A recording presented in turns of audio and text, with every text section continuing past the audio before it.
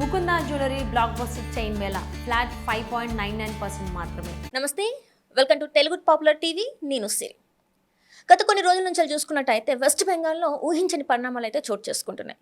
అందులో చెప్పాలంటే టీఎంసీ ఎమ్మెల్యేలు అయితే గైహాజరవుతున్నారు, కౌన్సిలర్లు అయితే రాజీనామాలు చేస్తున్నారు. అట్లనే చూసుకున్నట్టయితే అభిషేక్ బెనర్జీకి సిబిఐ నుంచి వెళ్ళి సమన్లు జారీ చేయడం, అలానే చూసుకున్నట్టయితే కొత్త జ్యుడిషియరీ కమిషన్లు, మమతా బెనర్జీ క్యాబినెట్ విస్తరణ వంటి అంశాలు ఏవైతే ఉన్నాయో మరి రాష్ట్ర రాజకీయాలలో కొత్త పరిణామాలు చోటు చేసుకుంటున్నాయా ఏంటి అనే అంశాలని మనతో పాటు చర్చించడానికి ఈరోజు మనతో పాటు ఉన్నారు ప్రముఖ సీనియర్ జర్నలిస్ట్ సురేష్ కొచ్చటియాల్ గారు. నమస్కారం సార్. నమస్కారం సార్, ఇప్పుడు చూసుకున్నట్టయితే ఈ వెస్ట్ బెంగాల్లో చూసుకున్నట్టయితే మమతా బెనర్జీ గారి సమావేశానికి టీఎంసీ ఎమ్మెల్యేలే గైహాజరు అవ్వడంని ఎలా చూడాలంటారు సార్?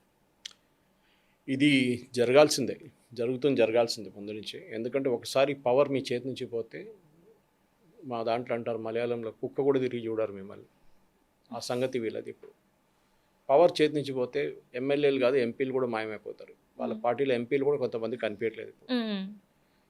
మమతా బెనర్జీతో ప్రాబ్లం ఏంటంటే ఆమె యొక్క పవర్ స్ట్రక్చర్ ఎట్లా క్రియేట్ చేస్తుంది, కాంగ్రెస్ పార్టీ లాగానే ఫ్యామిలీ పార్టీ.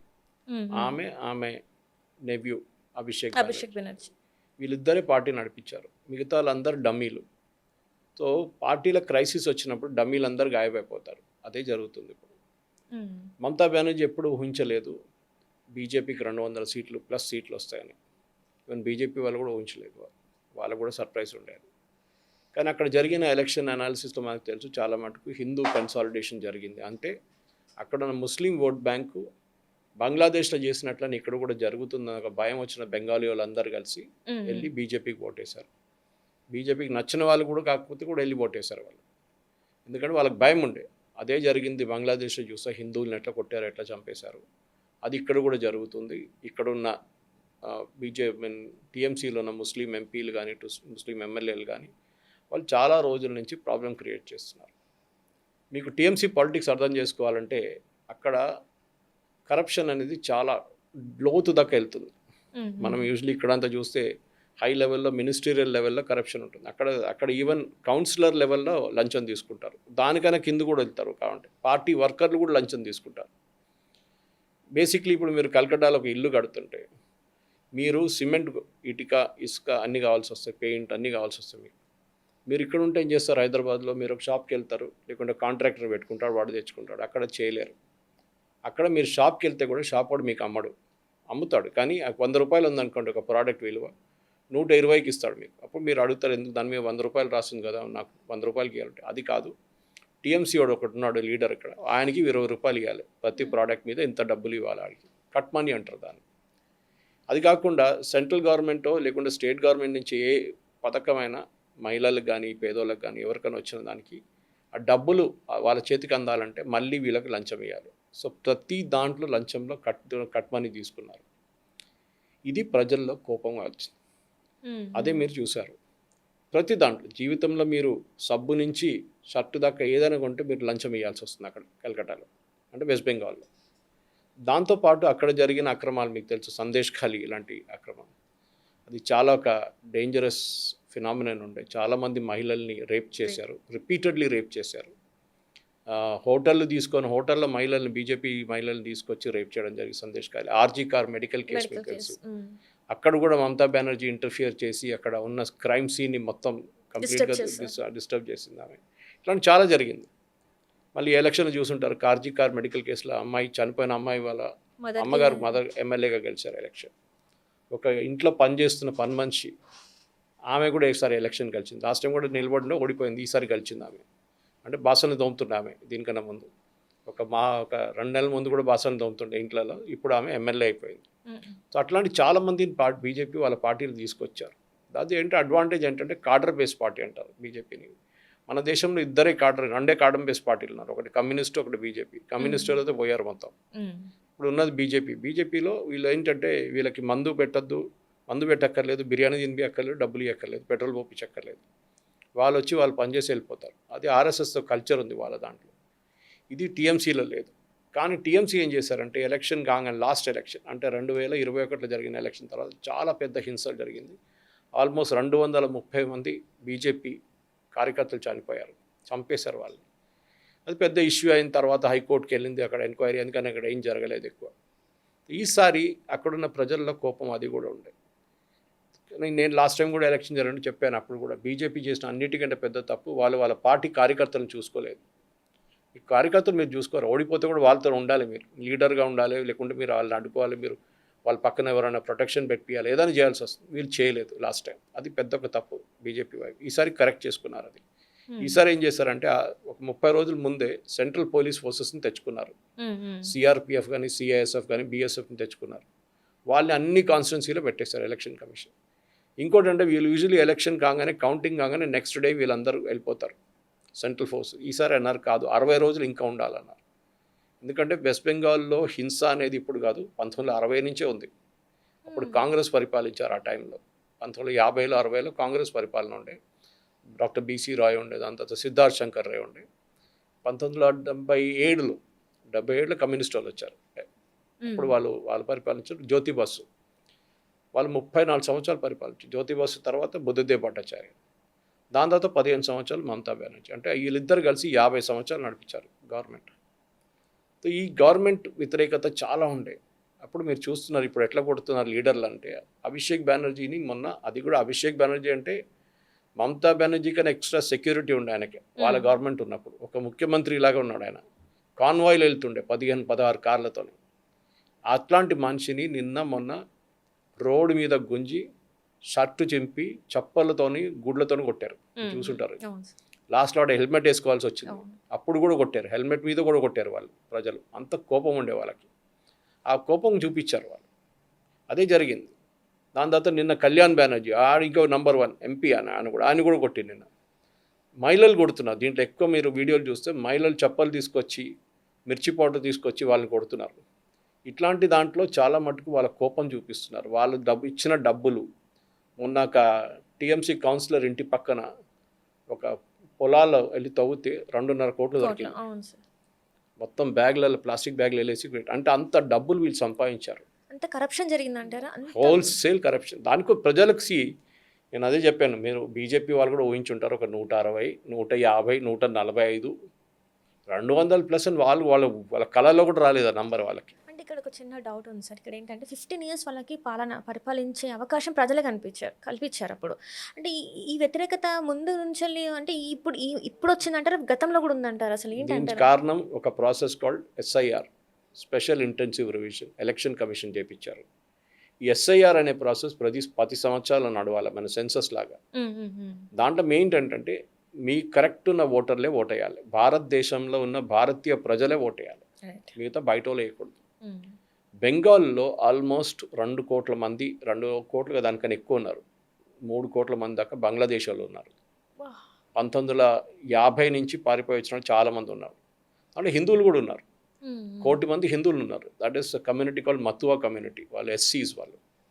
వాళ్ళు బంగ్లాదేశ్ నుంచి 60 తర్వాత 71లో వాళ్ళ ఫ్రీడమ్ మూమెంట్ జరిగిన టైంలో, అది ఈస్ట్ పాకిస్తాన్ ఉండే అప్పుడు, వాటికి అక్కడి నుంచి పారిపోయి వచ్చారు పాకిస్తాన్ ఆర్మీతోని. వాళ్ళు టార్చర్ తట్టుకోలేక వాళ్ళు ఇప్పుడు దాకా సిటిజన్షిప్ ఇవ్వలేదు, ఇప్పుడు ఇస్తున్నారు CA కింద. మతువా కమ్యూనిటీ అనేది చాలా ఇప్పుడు పవర్ఫుల్ కమ్యూనిటీగా అయిపోయింది వెస్ట్ బెంగాల్. 1 కోటి మంది అంటే తక్కువ కాదు నెంబర్. కానీ ఫస్ట్ ప్రాసెస్లో ఈ ఎలక్షన్లో ఏం చేశారంటే బంగ్లాదేశీల నుంచి ఎట్లా పట్టుకోవాలి, ఫస్ట్ ఏం చేశారు కమ్యూనిస్ట్ వాళ్ళు. వాళ్ళ హయాంలో బంగ్లాదేశ్ నుంచి వచ్చిన ఏ ముస్లింనైనా తీసుకొని వాడికి ఓటర్ ఐడి ఇస్తారు, వాడికి ఒక రేషన్ కార్డు తయారు చేస్తారు, వాడికి బర్త్ సర్టిఫికేట్ తయారు, ఒక పెద్ద ఫ్యాక్టరీ ఉండే దీనికి, అదంతా SSC సర్టిఫికేట్ తయారు చేసి ఇస్తారు వాళ్ళకి అన్నీ. అంటే మీరు ఇండియన్ సిటిజన్ అయిపోయినట్ల. అది ఇప్పుడు ఏం జరిగిందంటే, ఇప్పుడు 2002లో లాస్ట్ SIR జరిగింది, 2002-2003. సో ఎలక్షన్ కమిషన్ ప్రొసీజర్ ఇప్పుడు మన దగ్గర కూడా మొదలైంది. మీరు, నేను, వీళ్ళందరూ దాంట్లో ఆ ప్రాసెస్లో వస్తారు. ఆ టైంలో ఫర్ ఎగ్జాంపుల్ మీరు 18 సంవత్సరాలు కాదు, అప్పుడు 21లో ఉండే ఓటింగ్, ఇప్పుడు 18 చేశారు. అప్పుడు మీరు 21 కాదు, మీరు 15 సంవత్సరాలు మీ ఏజ్. అప్పుడు ఈసారి వాళ్ళు వచ్చినప్పుడు మీ అమ్మ నాన్నగారి డీటెయిల్స్ వాళ్ళ దగ్గర ఉంటుంది. బికాజ్ వాళ్ళు 2002లో ఓటేశారు. మీరు చెప్పొచ్చు నేను 2024 వేస్తాడు, 24 కౌంట్ కాదు, 2022కి వెళ్ళాలి. 2002 ఉన్న ఓటర్ లిస్ట్ వీళ్ళ దగ్గర ఉంది, ఎలక్షన్ కమిషన్ దగ్గర. అది మీరు కూడా వెళ్ళి ఆన్లైన్ చూసుకోవచ్చు. దాని తర్వాత వాళ్ళు ఏం చేస్తారంటే ఆ లిస్ట్లో ఇప్పుడు మీ అమ్మగారు నాన్నగారి పేరు ఉంటే మీకు పిల్లలు ఎంతమంది అని అడుగుతారు. 2 ఉన్నారు, వాళ్ళ పేర్లు ఏంటి, ఇది వాళ్ళ డీటెయిల్స్ ఏంటి, వాళ్ళు ఓటేసారా, మొన్న 2024 ఎలక్షన్ చేశారా, ఓటర్ ఐడి కార్డు తీయండి అంటారు. తీసి ఇవ్వాల్సి వస్తుంది. చెక్ చేస్తారు అమ్మ నాన్న పేరు మ్యాచ్ అవుతుందా లేదా అనేది. ఈ బంగ్లాదేశ్ నుంచి వచ్చిన ప్రాబ్లం ఏమైందంటే వీళ్ళందరూ చాలామంది 2002 తర్వాత వచ్చారు. ఓకే. దానికన్నా ముందు చాలామంది వచ్చారు, కానీ 2000 తర్వాత వచ్చిన వాళ్ళు పట్టుబడ్డారు ఈసారి. అంటే వాళ్ళు ఎట్లా పట్టుకున్నారు, వాళ్ళ అమ్మ నాన్న పేరు అడిగారు, వాళ్ళకి తెలియదు అంటారు. మీ అమ్మ నాన్న పేరు మీకు తెలియకపోవడం ఏంటి? సరే వాళ్ళు ఏదైనా ఒక చెప్పు పేరు, ఆ పేరు మ్యాచ్ కాదు. సో వాళ్ళని డౌట్ఫుల్ కేటగిరీలో పెట్టేశారు. ఇది కాకుండా మన దగ్గర 3 కేటగిరీస్ ఉన్నాయి. దాంట్లో ఫస్ట్లో 64 లక్షల మందిని తీసేశారు ఓటర్ లిస్ట్ నుంచి. ఒకటి చనిపోయిన వాళ్ళు. 2002 నుంచి 2026 దాకా చాలామంది చనిపోయి ఉంటారు, ఆ లిస్ట్లో ఉన్నారు. మన దేశంలో చనిపోయిన వాళ్ళు కూడా వచ్చి ఓటేస్తారు, అదొక స్పెషాలిటీ మన దగ్గర. ఓకే, అది వాళ్ళని తీసేస్తారు. రెండో డూప్లికేట్ లిస్ట్. మీరు ఈసారి ఇక్కడ ఉన్నారు, కాన్స్టిట్యున్సీ ఉన్నారు, జూబ్లీస్, రేపు మీరు సికింద్రాబాద్ వెళ్ళిపోతే మీకు ఇక్కడ కార్డు అక్కడ కార్డు మీరు యాక్చువల్లీ క్యాన్సిల్ చేపియాలి. ఆన్లైన్కి వెళ్ళి ఫామ్ 8 ఉంటుంది, అక్కడ వెళ్ళి మీరు ఆన్లైన్ క్యాన్సిలేషన్ పెడితే ఆటోమేటిక్ మీరు అక్కడ. కానీ నా ప్రాక్టికల్ ఎక్స్పీరియన్స్ అంటే జరగదు. నేను ట్రిమల్గిరిలో ఉన్నాను ముందు, 2003 కన్నా ముందు. అక్కడ 2 సార్లు ఓటేసాను. అదే కంటోన్మెంట్లో వస్తుంది, సికింద్రాబాద్ కంటోన్మెంట్. అక్కడ నుంచి మేము ఓన్ ఫ్లాట్ తీసుకొని అల్వాల్కి వెళ్ళినప్పుడు 2003లో అక్కడ మళ్ళీ రిజిస్టర్ చేసుకున్నాం. అది అల్వాల్ మల్కాజిగిరి కింద వస్తుంది. అది అక్కడ కూడా ఓటేసాను. ఇప్పుడు దాకా మొన్న కూడా అక్కడే ఓటేసాను. కానీ 2000 ఫస్ట్ టైం అక్కడ మల్కాజిగిరిలో ఓటేసినప్పుడు నేను చూస్తే సికింద్రాబాద్ కంటోన్మెంట్లో నా కార్డు ఇంకా యాక్టివ్గా ఉంది. ఓకే, అదేంట్రా యాక్టివ్గా ఉందని చెప్పి అక్కడ మనోవికాస్ నగర్ దగ్గర వీళ్ళ మండల్ ఆఫీస్ అక్కడ వెళ్ళి అప్లికేషన్ ఇచ్చి క్యాన్సిల్ చేయమని చెప్పి, అప్పుడు ఆన్లైన్ క్యాన్సిలేషన్ లేకుండే ఆ టైంలో, చేయలేదు వీళ్ళు. రెండోసారి నాకు మళ్ళీ కొత్త కార్డు ఇష్యూ చేసిన, నాన్నగారి పేరు తప్పు దాంట్లో, మా నాన్నగారి పేరు. మళ్ళీ నేను వెళ్ళి కరెక్ట్ చేయించుకున్నాను. సరే పాత కార్డు క్యాన్సిల్ చేయను, అది కూడా చేయట్లేదు వీళ్ళు. అట్లా ఫైనలీ నాకు 4 కార్డులు వచ్చినాయి, 2 సికింద్రాబాద్ కంటోన్మెంట్లో, 2 మల్కాజిగిరిలో. తర్వాత తిరిగి నేను లాస్ట్గా క్యాన్సిల్ చేయించాను 3, ఒకటి ఉంది ఇప్పుడు నా దగ్గర. సో నాలాంటి వాళ్ళు ఎంతమంది తిరుగుతారు ఇట్లా. కొంతమంది పని లేదో ఏం లేదు వాడు చేయట్లేదు అని చెప్పేసి ఆన్లైన్ చేసుకోవచ్చు ఇప్పుడు కావాలంటే. అది కూడా వీళ్ళు చేయాల్సి, కానీ చేయరు. అది ఎలక్షన్ ఆఫీషియల్ మీద ఉంటుంది, ఆయన ఎంత యాక్టివ్గా ఉంటాడో, ఎంత డెడికేటెడ్గా ఉంటాడు. ఇట్లాంటి డూప్లికేట్ ఓటర్స్ ఉన్నారు. రైట్. ఇప్పుడు చాలా ఈజీ అయిపోయింది డూప్లికేట్ ఓటర్స్ ట్రేస్. ముందైతే చాలా మాన్యువల్గా చెక్ చేయాల్సి వస్తుంది. ఇప్పుడు ఏంటి, కంప్యూటరైజేషన్ వచ్చిన తర్వాత మీ పేరు మ్యాచ్ చేస్తారు, మీ నాన్నగారి పేరు మ్యాచ్ చేస్తారు. 2 మ్యాచ్ అయితే వాళ్ళు చెక్ చేస్తారు, సేమ్ మనిషి అని ఒకసారి ఫోటో చూస్తారు. కానీ మన దగ్గర ఫోటో పనికిరాదు అనుకోండి, ఈ ఆధార్ కార్డు ఫోటోలు చూస్తే మనకే భయం వేస్తుంది, ఎవడో ఇడో అని చెప్పేసి. అట్లా ఉంటుంది అనమాట. సో ఆ మ్యాచ్ చేసిన తర్వాత ఏం చేస్తారు, పాతది తీసేస్తారు. యాక్టివ్ లాస్ట్ ఏముందో అదే ఉంచుకుంటారు, అదొకటి. సో చనిపోయిన వాళ్ళు డూప్లికేట్ ఓటర్స్. 3వ కేటగిరీ పర్మనెంట్లీ మైగ్రేటెడ్. ఇప్పుడు మీరు ఇక్కడ ఉన్నారు, రేపు మీరు ముంబైకి వెళ్ళిపోతారు, అక్కడ వెళ్ళి ఉద్యోగం చేసుకుంటారు, లేకుంటే పెళ్ళి అక్కడికి వెళ్ళిపోతారు. చాలామంది ఉన్నారు అట్లాంటి వాళ్ళు. లేకుంటే బయటికి వెళ్ళిపోతారు ఇండియా నుంచి. ఈ 3 కేటగిరీలు కలిపి 68 లక్షల మందిని ఓటర్ లిస్ట్ నుంచి తొలగించేశారు. మొత్తం 7 కోట్లు ఉండే ముందు ఓటర్లు వెస్ట్ బెంగాల్. 68 లక్షల మంది తీసేసిన పెద్ద గొడవ చేసింది మమతా బెనర్జీ. మీరు అడిగిన ప్రశ్నకి జవాబు అది. ఎవరు ఓటేశారు ఆమెకి వీళ్ళు. లాస్ట్ ఎలక్షన్లో, ఈ ఎలక్షన్ కాదు, దీనికి 2021 ఎలక్షన్లో టీఎంసీకి పడిన ఓట్లు, బీజేపీకి పడిన ఓట్ల డిఫరెన్స్ 68 లక్షలు. ఎంతమందిని తీసేశారు, 68 లక్షల మంది తీసేశారు. తర్వాత next category is doubtful category. ఈ పేరు ఇప్పుడు నేను చెప్పాను చూడండి, పేరు అడుగుతారు. వాడంటే మీ నాన్నగారి పేరు ఏంటంటే మొహమ్మద్ ఖాన్ అంటాడు. సరే నీ ఐడి తీరా అంటే దాంట్లో ఫిరోజ్ ఖాన్ అని ఉంటుంది. అరే ఎట్లరా నువ్వు అక్కడ చెప్తున్నా, ఇది ఇంకో పేరు ఇక్కడ వచ్చిందంటే వీడు బంగ్లాదేశ్ నుంచి వచ్చినాడు, వాడి దగ్గర నిజమైన డాక్యుమెంట్లు ఏం లేవు, అక్కడిక్కడ తయారు చేసుకున్నాడు. ఈవెన్ ఆధార్ కార్డులు తయారు చేసుకుంటారు 5,000 10,000 రూపాయలు ఇచ్చి. ఆధార్ కార్డు వ్యాలిడ్ ఉండదు, 5% వ్యాలిడ్ ఉంటుంది, మిగతా 90% ఫేక్ ఉంటుంది. అంటే మీరు దాంట్లో ప్రతి ఆధార్ కార్డులో 16 డిజిట్లు ఉంటుంది. అది యునిక్, అది మీకున్న ఆధార్ కార్డు నెంబర్ ఇంకొకరికి ఉండదు. అది మీ సిస్టంలో ఎంటర్ చేస్తే డస్ నాట్ ఎగ్జిస్ట్ అని చూపిస్తుంది. అందుకని వీడు ఎక్కడో వెళ్ళి తయారు చేయించుకున్నాడు. ఓకే, అది ఫేక్. అది ఇంకోటి నిజమైనది 5% ఉంటుంది, వాళ్ళని కూడా ఈజీగా పట్టుకోవచ్చు. ఎందుకంటే మీరు ఒకసారి ఫింగర్ ప్రింట్ కొడితే, మీ ఆధార్ తీసుకుని మీరు కొట్టుంటారు, అది ఫింగర్ ప్రింట్ ఐరిస్ స్కాన్ చేసి ఉంటారు. ఇది డేటాబేస్లో ఉంటుంది. వీడు ఎప్పుడు తీసుకున్నాడు, ఏం రోజు తీసుకున్నాడు, ఎక్కడ తీసుకున్నాడు, డీటెయిల్స్ దాంట్లో ఉంటుంది. వాడంటే నేను కల్కటాలో తీసుకున్నాను, చూస్తే వాడు తీసుకున్నది చెన్నైలో ఉంటుంది. నువ్వు చెన్నైలో ఎట్లా తీసుకున్నారో వెళ్ళి అడిగితే అప్పుడు అక్కడ ఒక ఫ్యాక్టరీ ఉంది, అక్కడ తీసుకున్నాడు అంటాడు. ప్రొడ్యూస్ చేసే ఫ్యాక్టరీలు ఉన్నాయి. మా దగ్గర కేరళలో పెరంబావూర్లో ఉంది ఒకటి, బెంగాలీ, ఫుల్ బెంగాలీ వాళ్ళు. అక్కడ కూడా అన్ని చోట్లలో ఉన్నారు వీళ్ళు. మన హైదరాబాద్లో మినిమం ఒక 2-3 లక్షల మంది బంగ్లాదేశ్ వాళ్ళు ఉన్నారు. మీరు ఫుడ్ డెలివరీ చేసేట వాళ్ళ పేర్లు చూడండి, క్యాబ్ డ్రైవ్ చేస్తున్న వాళ్ళ పేరు చూడండి. వీళ్ళు మాట్లాడే బెంగాలీ కాదు. మీరు అది ఈజీగా పట్టుకోవచ్చు బెంగాలీలు. మొన్న నేను ఒకటి పట్టుకున్నా, ఫుడ్ డెలివరీ చేసినాడు, వాడు అగ్రీ చేసి వాడు పారిపోయింది దాని తర్వాత అక్కడి నుంచి. కానీ వాడి పేరు నా దగ్గర ఉందిలే, నేనేం చేయలే, వాళ్ళు చూసుకుంటారు అదంతా. ఇప్పుడు పోలీసు వాళ్ళు చెక్ చేస్తున్నారు. anyway. వీళ్ళు భాష అని ఒక లాంగ్వేజ్ మాట్లాడతారు, బెంగాలీ కాదు అది. బెంగాలీ లాగానే ఉంటుంది కానీ వాళ్ళ లాంగ్వేజ్ కొంచెం డిఫరెన్స్, ఈజీగా పట్టుకోవచ్చు వాళ్ళని. వాళ్ళు కలకట్టాలో వెస్ట్ బెంగాల్ ఎందుకున్నారండి ఈ సంవత్సరాల నుంచి అంటే అక్కడ వాళ్ళు మెల్ట్ అయిపోవచ్చు, ఆ క్రౌడ్లో మిక్స్ అయిపోతారు వాళ్ళు. అదే టైం మీరు హైదరాబాద్కి వచ్చారనుకోండి, ఇక్కడ వాడు హిందీ మాట్లాడుతున్నప్పుడు బెంగాలీ లాగా ఉంటుంది, అది ఈజీగా పట్టుకోవచ్చు. సో బెంగాల్లో ఇది జరుగుతుంది ఎన్నో సంవత్సరాల నుంచి, ఈ మైగ్రేషన్ జరుగుతుంది, ఇల్లీగల్ మైగ్రేషన్. సో ఇప్పుడు 68 + 27 కోటి మంది లిస్ట్ నుంచి తీసేశారు. ఆ కోటి మంది దాంతోనే మమతా బెనర్జీ ఓడిపోయింది. దానికోసం ఆమె సుప్రీంకోర్టుకి వెళ్ళింది, పోరాటం చేసింది, కొట్లాడింది, అది చేసి ఏం చేయలేకపోయారు. సుప్రీంకోర్టు చెప్పారు, ఓకే చనిపోయిన వాళ్ళు బతుకున్నారని అన్నారు కదా మీరు, వాళ్ళు తీసుకురండి. అప్పుడు వీళ్ళు 11 మందిని తీసుకొచ్చారు. ఈ 11 మందే ఉన్నారు, 68 లక్షల్లో 11 మందే దొరికారా మీకు? మీరు పెద్ద ఇష్యూ చేశారే. సరే ఈ 11 మంది కూడా అఫిడవిట్ ఫైల్ చేయమని చెప్పండి. చూస్తే ఒక్కడు కూడా ఫైల్ చేయలేదు, ఎందుకంటే వీళ్ళందరూ బంగ్లాదేశ్ వాళ్ళు. అఫిడవిట్ ఫైల్ చేయమన్నారు సుప్రీంకోర్టు. సో సుప్రీంకోర్టు కొట్టుపడేశారు ఆ కేసు. ఇప్పుడు కూడా రీసెంట్లీ బీహార్ ఎలక్షన్ గురించి ఎస్ఐఆర్ కరెక్ట్ అని చెప్పి ఇచ్చేసారు, వాళ్ళు నిర్ణయం ఇచ్చారు.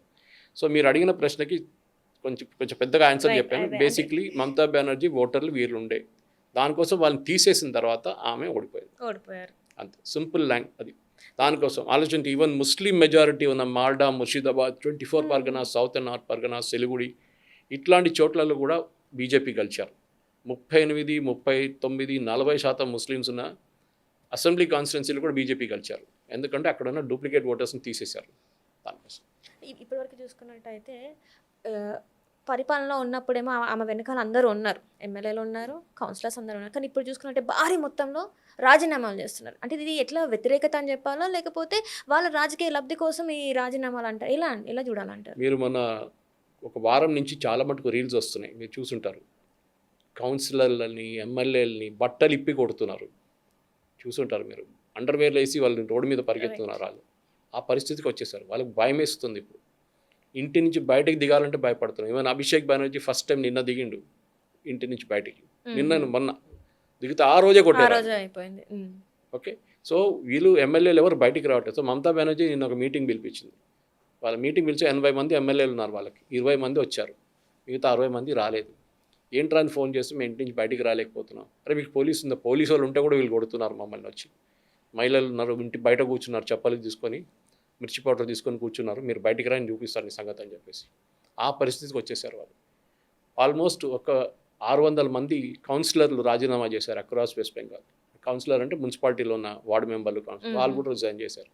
వాళ్ళు కూడా భయం. వీళ్ళందరూ లంచాలు తీసుకున్నారు, డబ్బులు సంపాదించుకున్నారు, అన్నీ చేశారు. సో వాళ్ళ ఇంటి మీద దాడి చేస్తున్నారు, ఇల్లు తగలబెట్టేస్తున్నారు, ఇంట్లో ఉన్న సామాన్ అంతా తీసి బయటపడేస్తున్నారు. అంత కోపం ఉంది. అంతా చేసే చాలా మటుకు మహిళలు. వాళ్ళకున్న కోపం పాసిబ్లీ అక్కడున్న వాళ్ళ భర్తకు లేదో, వాళ్ళ తమ్ముళ్ళకి అన్నకూడలు అంత లేవు, వీళ్ళకి అంత కోపం ఉంది వీళ్ళ మీద. అంటే వీళ్ళ పరిపాలనలో అంత విరక్తి చెంది ఉన్నారు మహిళలు, ముఖ్యంగా చూసుకున్నారు. చాలా మటుకు వాళ్ళ మీద చాలా అత్యాచారాలు చేశారు. ఆ కోపం వాళ్ళు ఇప్పుడు చూపి, వాళ్ళ మీద ఉన్న కోపం ఇప్పుడు బయటకు వస్తుంది అన్నమాట. దానికోసం వీళ్ళందరూ రాజీనామా చేస్తున్నారు, పారిపోతున్నారు. కొంతమంది వెస్ట్ బెంగాల్ నుంచే పారిపోయింది కొంతమంది, ఎందుకంటే తెలియదు కదా వీళ్ళని వీళ్ళని ఒట్టి కొట్టడం కాదు, ఇంటి నుంచి బయటికి గుంజి షర్టు ఇప్పేసి, ప్యాంట్ ఇప్పేసి, అండర్వేర్లో నడిపిస్తున్నారు రోడ్డు మీద. ఆలోచించండి ఎంత ఇన్సల్ట్గా ఉంటుంది వీళ్ళు. అది కూడా చెప్పలు వేసుకొని కొడుతున్నారు. అప్పుడు కూడా ఒకడైతే మనం పరిగెత్తుకుంటూ పోతున్న వీడియో కూడా వచ్చింది అప్పుడు రోడ్డు మీద. ఆ స్ట్రీట్కి వచ్చేసారు వీళ్ళు. ఇప్పుడు ఏ స్టేట్లో ఇట్లా జరగలేదు ఇంతవరకు. అసలు ఇలాంటి సంఘటనలు మనం చూడలేదు. ఎంత వ్యతిరేకత ఉన్నా కూడా అంటే ఓటేసి వాళ్ళని పక్కకు కూర్చోబెట్టారు. కానీ మన దగ్గర కూడా ఓటేసి ఓడిపోయిన తర్వాత కూడా వీళ్ళని ఇంత చేస్తున్నారంటే వాళ్ళు ఇన్ని రోజుల లోపల ఉన్న ఒక దాన్ని బయట పెడుతున్నారు అనుకోవచ్చు. అది మనకు కనిపిస్తుంది. దానికోసం అక్కడ ఇప్పుడు కమ్యూనిస్ట్ వాళ్ళు ఒక మాట అనట్లేదు. అభిషేక్ బెనర్జీ మన కొడితే రాహుల్ గాంధీ ఫోన్ చేసిండు మమతా బెనర్జీ, కానీ హైదరాబాద్ తీసుకురా, ఇక్కడ ట్రీట్మెంట్ ఇస్తాము. వాడికి ఏం కాలేదులే, గుడ్లు కొట్టారు, వాసన వస్తుందంటే హాస్పిటల్లో అన్నారు, వీళ్ళు స్నానం చేసుకుంటే అయిపోతాయిలే, నేను ఎవడు కొట్టలేదు. హెల్మెట్ వేసుకున్నాడు. ఒక మనిషి కారులో వస్తున్న మనిషి సుందర్పూర్ అనే కాన్స్టిట్యున్సీకి వచ్చిండు. అక్కడ ఒక టీఎంసీ వర్కర్ చనిపోయింది, వాని వాళ్ళు కలవడానికి వచ్చింది. వస్తున్నప్పుడు హెల్మెట్ వేసుకుని వాడని కారు నడుపుతాడా? అప్పుడే ఆయనకు తెలిసిపోయింది వీళ్ళు కొడతారు నన్ను అని చెప్పేసి. అది కూడా క్రికెట్ హెల్మెట్ వేసుకొని వచ్చిండు. అప్పుడు ఏం చేసింది, కారు నుంచి బయటకు గుంజిండు వీళ్ళు. కారు నుంచి మద్దమంతా పలగొట్టి బయటకు గుంజిండు వీళ్ళు. గుంజి మళ్ళీ ఆ 2 వీలర్ మీద ఎక్కిండు. ఆ 2 వీలర్ని కొట్టిండు పబ్లిక్ కలిసి, వాడు కింద పడ్డాడు. అప్పుడు వీని గుంజుకొని తీసుకెళ్ళి షర్టు ప్యాంట్ అంతా చింపేశారు వాళ్ళు. సో ఆలోచించండి, ఒక ముఖ్యమంత్రి లెవెల్లో ఉన్న మనిషి ఆయన అభిషేక్ బెనర్జీ అనేది. ఇప్పుడు దాకా 4వ తారీఖు అదే మనిషి అమిత్ షాని మోదీని ఛాలెంజ్ చేశాడు 4వ తారీఖు తర్వాత మీరు రండి కలకట్టాకి, మిమ్మల్ని చూపిస్తా మీ సంగతి, మిమ్మల్ని ఎట్లా కొడతా, మీకు మీ అమ్మ నాన్న గుర్తొస్తారని చెప్పాడు. అదే మనిషిని ఇప్పుడు రోడ్డు మీద కుక్కలు కొట్టేటట్లు కొడుతున్నారు. అది డిఫరెన్స్. ఆ కోపం ఉంది మనుషుల్లో. అది మీరు తమిళనాడులో చూడలేదు. తమిళనాడులో గవర్నమెంట్ మారింది కదా, కేరళలో గవర్నమెంట్ మారింది కదా, వాళ్ళు అక్కడెందుకు ఇట్లాంటి వైలెన్స్ చర్యలు జరగలేదు? అంతే. మమతా బెనర్జీ ఒక టైంలో చెప్పింది, ఆమె చాలా ఒక 5-6 సంవత్సరాల ముందు చెప్పారు, వెస్ట్ బెంగాల్లో వైలెన్స్ అంటే చాలా కామన్ మా దగ్గర, అది ఎప్పుడు నడుస్తుంది ఇట్లా అని చెప్పారు. ఇప్పుడు మళ్ళీ ఆమెకి ప్రాబ్లం ఏంటి? ఇప్పుడు ఎందుకు అంటుంది నేను సుప్రీంకోర్టుకి వెళ్తాను, నేను అక్కడ వెళ్తాను, ఇక్కడ వెళ్తాను. వెళ్ళండి. మీ అభిషేక్ బెనర్జీ థ్రెటన్ చేశారు కంట్రీ హోమ్ మినిస్టర్ని, అమిత్ షా గారిని థ్రెటన్ చేశారు, మీరు ఇక్కడ వస్తే మిమ్మల్ని మీ సంగతి చూస్తాను అని చెప్పి ప్రధానమంత్రిని చెప్పారు. సో అట్లా అని చెప్పిన మనిషిని ఇప్పుడు ఆయనకున్న ట్రీట్మెంట్ కర్మ అది ఎక్కడ వెళ్ళదు, కర్మ తిరిగి వస్తుంది ఒక రోజు. అదే నడుస్తుంది ఇప్పుడు చూసుకున్నట్టయితే 24 పరంగాస్లో మానిటరింగ్ జరుగుతుంది. ఇప్పుడు ఇలాంటి పరిస్థితిని ఇప్పుడు రాజకీయ సంక్షోభం అని చూడాలంటారా, ఎలా చూడాలంటారు సార్ మరి? మీరు ఇప్పుడు బంగ్లాదేశ్ పారిపోతున్న వాళ్ళ గురించి చెప్తున్నారా? అంటే ఇప్పుడు ఆల్రెడీ మనం టీవీలలో మనకు కనిపిస్తుంది, వాళ్ళు వేలాది మంది వెళ్ళిపోతున్నారు మొత్తం. ఎందుకంటే సువేందు అధికారి మన హిందీలో చాలా క్లియర్గా చెప్పారు. ఓకే, మిమ్మల్ని అక్కడ 3 స్టెప్స్ ఉంటుంది. ఒకటి డిటెక్ట్, ముందు కనుక్కోవాలి వీళ్ళ దగ్గర ఓటర్ లిస్ట్ ఉన్నాయి, ఓటర్ లిస్ట్ తొలగించిన వాళ్ళు ఉన్నారు, వాళ్ళ పేర్లు ఉన్నాయి, వాళ్ళ అడ్రస్ ఉంది. అక్కడికి వెళ్తే పోలీసు వాళ్ళు వెళ్తే అక్కడ ఎవరు లేడు, ఉండడు కూడా, వాడు పారిపోయాడు ఫ్యామిలీతోని. నెక్స్ట్ డిలీట్, ఆ లిస్ట్ నుంచి డిలీట్ చేసేస్తారు. థర్డ్ డిపోర్ట్, అంటే పంపించడం బంగ్లాదేశ్ వైపు.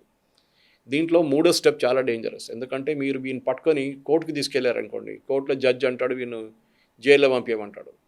వాడు జైల్లో వారం 10 రోజులు 15 రోజుల తర్వాత బెయిల్కి అప్లై చేస్తాడు. బెయిల్ వచ్చిన వాడు గాయపడిపోతాడు అక్కడి నుంచి. అధికారి ఏమన్నారంటే సువేందు దట్ వీళ్ళని ఎక్కడ పంపించక్కర్లేదు, పోలీసు వాళ్ళు పట్టుకున్నారా వాళ్ళని తీసుకెళ్ళి బీఎస్ఎఫ్కి అప్పగించేసేయండి, వాళ్ళు చూసుకుంటారు.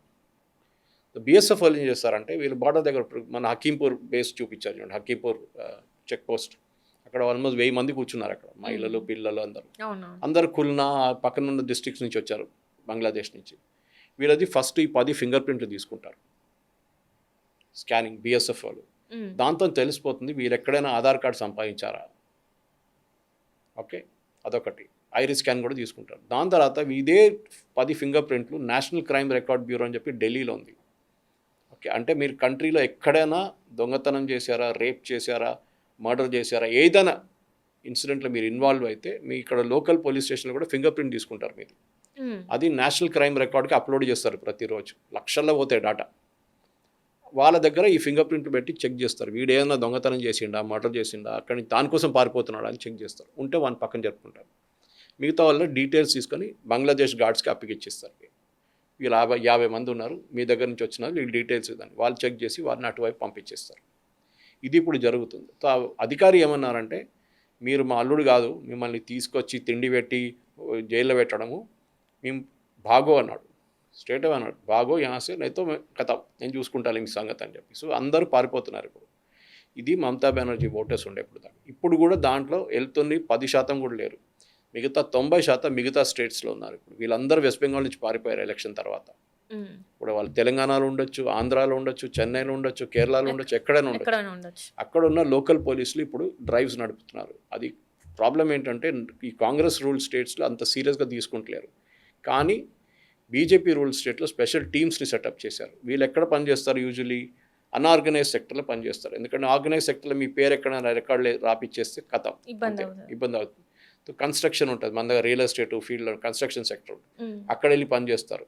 ఈ వీళ్ళ మహిళలు వాళ్ళ పిల్లలంతా గిన్నెలు తోమడానికి వెళ్తారు. ఓకే, పని మంచిగా వెళ్తారు, ఎవరు అడగరు కదా. అప్పుడు అది కూడా అన్ఆర్గనైజ్ సెక్టర్. ఇప్పుడు వీళ్ళని ఎవరెవరు ఎక్కడికి వెళ్తున్నారు వాళ్ళు ఆ పోలీసు వాళ్ళు వెళ్ళి చెక్ చేస్తున్నారు, మీ ఇంట్లో పని మనిషి ఎక్కడి నుంచి వచ్చింది, ఆమె పేరేంటి, ఆమె ఆధార్ కార్డు తీసుకున్నారా, అన్ని సంవత్సరాలు మీ దగ్గర పనిచేస్తుంది. ఈ డీటెయిల్స్ చేసుకున్నప్పుడు వీళ్ళకి తెలిసిపోతాయి పోలీసు వాళ్ళు వచ్చిండ్రా అని చెప్పేసి పారిపోతారు అక్కడి నుంచి. ఓకే, సో వీళ్ళని క్లియర్గా చెప్పారు. మీరు డిటెన్షన్ సెంటర్ని స్టార్ట్ చేశారు. ప్రతి స్టేట్లో డిటెన్షన్ సెంటర్, జైలు కాదు డిటెన్షన్ సెంటర్. ఒక బిల్డింగ్ ఉంటుంది, పెద్ద బిల్డింగ్, 40 రూమ్లు ఉంటాయి. దాంట్లో బయట అంతా పోలీసు వాళ్ళు పెట్టేస్తారు. ఈ పట్టుకున్న వాళ్ళని తీసుకొచ్చి దాంట్లో పెట్టేస్తారు, తిండి ఇస్తారు. ఒక 10 రోజుల్లో చెక్ చేసి అంతా చేసి మళ్ళీ బార్డర్కి పంపించేస్తారు. ఇది సెకండ్ స్టెప్. డైరెక్ట్ అప్పగించేది ఒకటి ఉంది, ఈ డిటెన్షన్ సెంటర్లో పట్టుకుంటే ఇంకోటి ఉంది. ఎందుకంటే ఫర్ ఎగ్జాంపుల్ మధ్యప్రదేశ్లో పట్టుకున్నారు, మధ్యప్రదేశ్లో బీఎస్ఎఫ్ వాడు ఉండడు, వెస్ట్ బెంగాల్లో ఉంటారు, పాకిస్తాన్ వైపు ఉంటారు, చైనా వైపు ఉంటారు, బీఎస్ఎఫ్ వాళ్ళు బార్డర్ దగ్గరే ఉంటారు కదా వాళ్ళు. మధ్యప్రదేశ్లో చేస్తే ఏం చేస్తారు, ఈవెన్ తెలంగాణలో పట్టుకుంటే ఏం చేస్తారు. సో వీళ్ళు ఏం చేస్తారు, ఇక్కడ నుంచి డిటెన్షన్ సెంటర్లు పెడతారు. డిటెన్షన్ సెంటర్లు పెట్టిన తర్వాత బీఎస్ఎఫ్కి, ఇక్కడ లోకల్ బీఎస్ఎఫ్కి అప్లై చేస్తారు. వాళ్ళు వీళ్ళని ఒక ట్రైన్లో వేసుకొని తీసుకెళ్ళిపోతారు వెస్ట్ బెంగాల్ వైపు, అక్కడ తీసుకెళ్ళి అక్కడి నుంచి పంపించేస్తారు వాళ్ళ వైపు. ఇది ఇప్పుడు జరుగుతుంది. సో ఈ ఒకటి డిటెన్షన్, డిపోర్టేషన్ నడుస్తుంది. ఒకవైపు వీళ్ళ మీద కేసులు కూడా మొదలైనవి. పాత కేసులు చాలా ఉన్నాయి వీళ్ళ వ్యతిరేకంగా. వీళ్ళు చేసిన రేపులు కానీ, మిగతా మర్డర్ కానీ, అసాల్ట్ చేసిన పోలీసు వాళ్ళని కొట్టిన కేసు కూడా ఉన్నాయి టీఎంసీ వాళ్ళు. అది కూడా అన్నీ ఓపెన్ చేసేసారు ఇప్పుడు. రైట్. అంటే ఇప్పుడు చూసుకున్నట్టయితే టీఎంసీ ఓడిపోయిన తర్వాత పార్టీ క్యాడర్లో స్థానికంగా మరి నమ్మకం తగ్గిపోయినట్టేనా? మరి ఇప్పుడు ఎట్లా నమ్మకంగా ఇంకా నమ్మకంతో ఉన్నారంటారా? ఇప్పుడు మీరు డిఎంకే చూడండి, ఏఐడిఎంకే చూడండి, ఓడిపోతే ఇమ్మీడియట్లీ పారిపోతారు ఎమ్మెల్యేలు అందరూ. మా దాంట్లో మలయాళంలో ఒక సేయింగ్ ఉంది, పిల్లి వేడి నీళ్ళ పడిన పిల్లి చల్ల నీళ్ళు చూస్తే కూడా భయపడతా అంట. అది సంగతి వీళ్ళది. వీళ్ళకి భయం ఇప్పుడు, ఎందుకంటే వీళ్ళకి తెలుసు వీళ్ళ పార్టీ ఉండకపోతే వీళ్ళ మీద ఉన్న పాత కేసులన్నీ వస్తుంది, రాజీనామా చేసి వెళ్ళిపోతారు. బీజేపీ వైపు వెళ్దామంటే వాళ్ళు తీసుకుంటలేరు. సో వీళ్ళు కమ్యూనిస్ట్ వాళ్ళ వైపు, చాలామంది దీంట్లో కమ్యూనిస్ట్ నుంచి వచ్చిన వాళ్ళే. సో వాళ్ళు వాపస్ కమ్యూనిస్ట్ పార్టీ వైపు వెళ్తున్నారు చాలామంది ఇప్పుడు. సో ఆ పార్టీకి మీరు చూసుంటారు, మొన్న జరిగిన ఫల్తా ఎలక్షన్లో ఒక్క సీట్లో ఎలక్షన్ జరగలేదు. అక్కడ చాలా పెద్ద ఇష్యూ అయిందని చెప్పి క్యాన్సిల్ చేశారు ఎలక్షన్. సో మొన్న జరిగింది ఎలక్షన్, అది వారం ముందు. బీజేపీ 1,00,000 ఓట్లతో గెలిచారు, 1,10,000 1,20,000 ఓట్లతో గెలిచారు. అక్కడ సెకండ్ వచ్చింది సిపిఎం. టీఎంసీ 4వ స్థానంలో వచ్చారు, జహంగీర్ ఖాన్.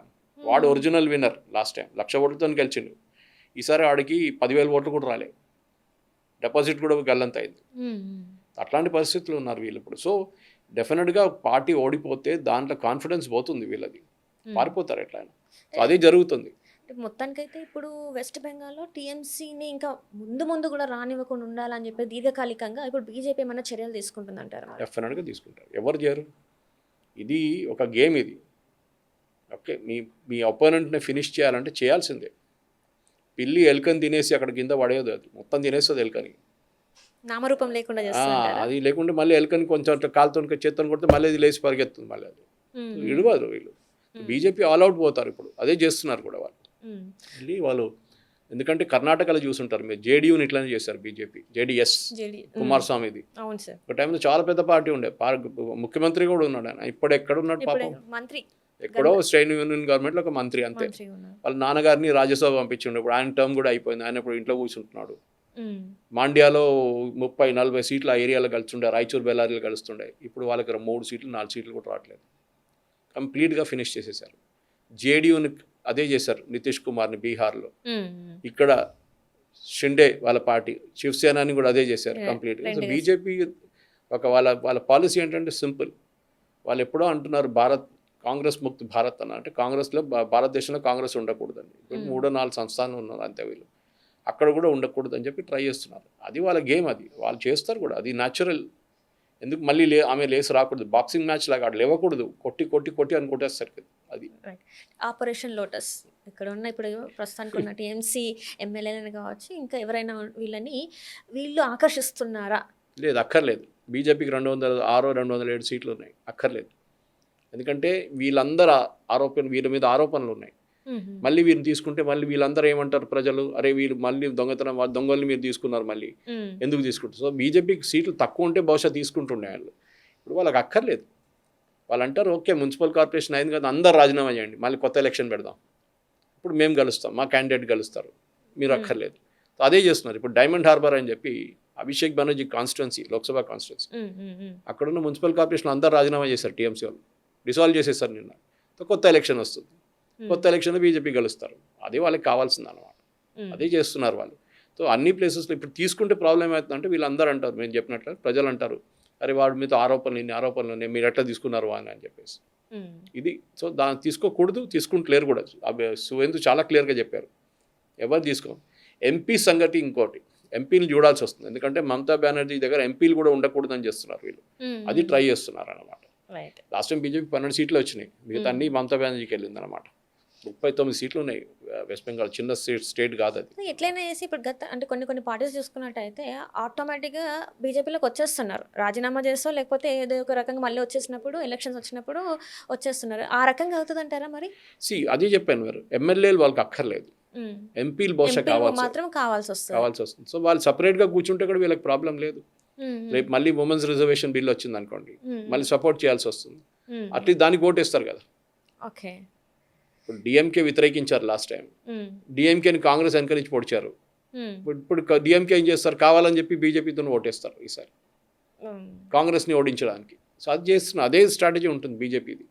సో వీళ్ళు బీజేపీలో చేరకుంటే కూడా 2/3 మెజారిటీ ఉంటే 2/3 మెంబర్స్ ఉంటే మీకు యాంటీ డిఫెక్షన్ లా రాదు.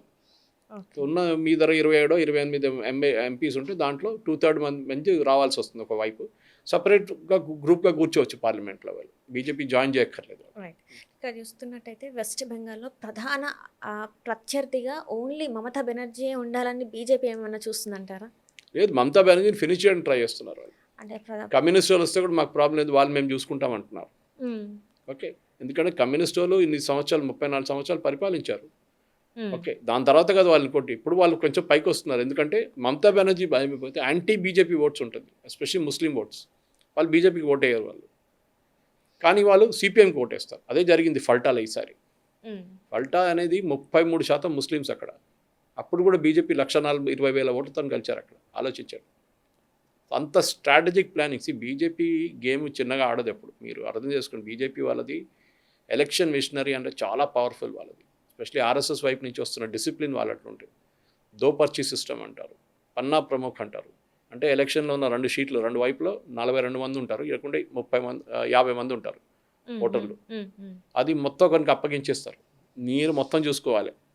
ఆ లోకల్ ఏరియా ఉంటాడు బీజేపీ కార్యకర్త, నువ్వు మొత్తం బైహార్ట్ చేసుకో. ఈ అపార్ట్మెంట్లో ఉన్న వాళ్ళందరూ నీ లిస్టులో ఉన్నారు, వాళ్ళని 3 సార్లు వెళ్ళి కలవాలి. ఫస్ట్ టైం లిస్ట్ వచ్చినప్పుడు వెళ్ళి కలువు, ఏమైనా తప్పులు ఉన్నాయి ఏమైనా కనుక్కో అని. ఓకే, ఉంటే మాకు వచ్చి చెప్పు. దాని తర్వాత నెక్స్ట్ టైం వాళ్ళు వెళ్ళి ఎవరికి ఓటేస్తాడో కనుక్కో ఇండైరెక్ట్గా. వారి ఇంటికి వెళ్తే వాళ్ళు మాట్లాడితే తెలిసిపోతుంది, ఈయన కాంగ్రెస్కి వేస్తాడా, బీఆర్ఎస్కి వేస్తాడా, లేకుంటే బీజేపీకి వేస్తాడా. మళ్ళీ డేటా ఎంటర్ చేసుకో. దాని తర్వాత 3వసారి ఓటర్ లిస్ట్లో స్లిప్లు ఇవ్వడానికి వెళ్తారు. సో వాళ్ళ దగ్గర చాలా ప్రొఫెషనల్గా నడిపిస్తారు వాళ్ళు, అది అందరూ అంగీకరిస్తారు. బీజేపీ ఓటింగ్ మిషనరీ అనేది చాలా పవర్ఫుల్. ఏదేదో వెళ్ళి బీజేపీ ఓట్ వేయడం కాదు. ఇప్పుడు మన జరిగిన వెస్ట్ బెంగాల్లో జరిగినట్లు కష్టపడతారు. నేను వారణాసిలో 2014లో నెలపాటు అక్కడ ఉన్నాను, మోదీ గారు ఎలక్షన్ టైంలో.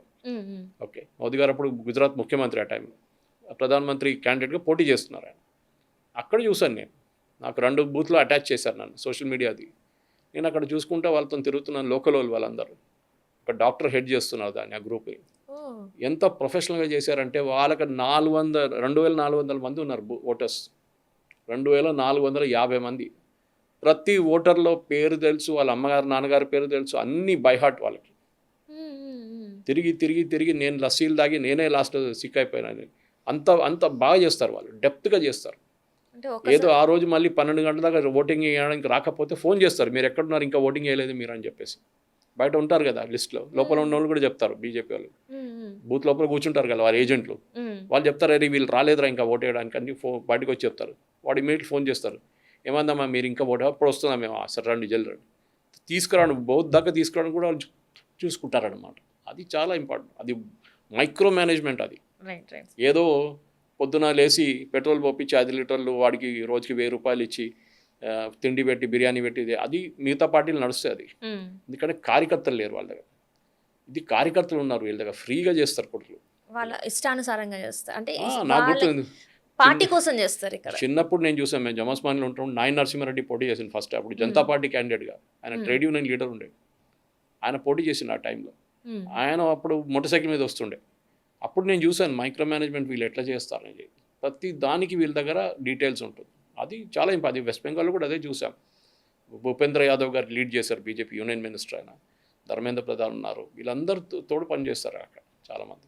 అంటే ఇప్పుడున్న రాజకీయ పరిస్థితుల్లో చూసుకున్నట్టయితే టీఎంసీ అంటే 2021 తర్వాత ఇప్పుడు ఆత్మరక్షణలో పడిపోయిందని అనుకోవచ్చు అసలు? డెఫినెట్గా పార్టీ ఉంటుందో లేదో అది కూడా డౌట్ ఇప్పుడు నెక్స్ట్ ఎలక్షన్ వచ్చేదాకా. ఎందుకంటే ఇప్పుడు 2029లో లోక్సభ ఎలక్షన్ ఉంటుంది. ఓకే, అప్పుడు లోక్సభ ఎలక్షన్లో 39 సీట్లలో బీజేపీ ఇప్పుడున్న కౌంటింగ్ ప్రకారం బీజేపీకి 39లో 34 సీట్లు కూడా రావచ్చు అంటున్నారు. ఓకే, దానికన్నా ఎక్కువ కూడా రావచ్చు, కానీ 34 అయితే మినిమం. లాస్ట్ టైం 12 వచ్చినాయి బీజేపీ, 12 నుంచి 34 20 సీట్లు పెరిగినట్ల.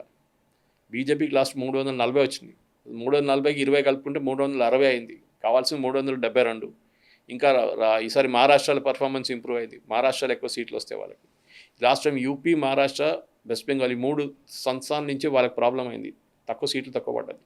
ఈసారి యూపీ ఎలక్షన్ ఇప్పుడు 2027లో వస్తుంది. దా పర్ఫార్మెన్స్ మీద యూపీలో ఎన్ని సీట్లు వస్తాయని తెలిసిపోతుంది. యూపీలో 80 సీట్లు ఉన్నాయి లోక్సభకి.